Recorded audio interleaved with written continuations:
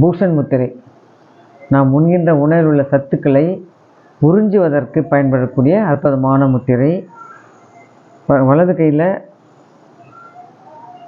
சுட்டு விரல், நடுவிரல் ரெண்டையும் கட்டை விரலை தொட்டுக்கிறோம். இடது கையில் மோதிர விரல், நடுவிரல் தொட்டுக்கிறோம். இவ்வாறு 5 நிமிஷம் வச்சோம்னா உணவில் உள்ள சத்துக்கள் நல்லா உறிஞ்சப்படும்.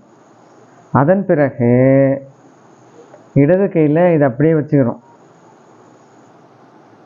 இந்த மோதிரல், நடுவிரல் தொட்டிருக்க அந்த நிலையை அப்படியே வச்சுக்கிட்டு வலது கையில் மாத்திரம் சுண்டு விரல், மோதிர விரல் ரெண்டு தொட்டுக்கிறோம்.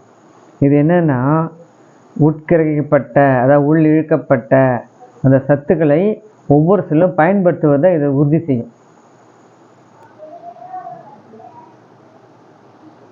அடுத்து நம்ம பார்க்க போகிறது வியான முத்திரை.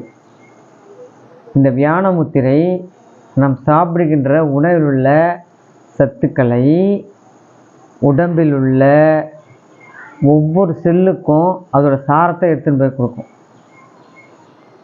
இது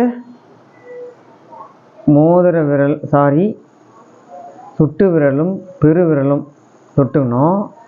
அது மேலே நடுவிரல் கொண்டு போய் இந்த சுட்டு விரல் நகத்தின் மேலே வைக்கணும்.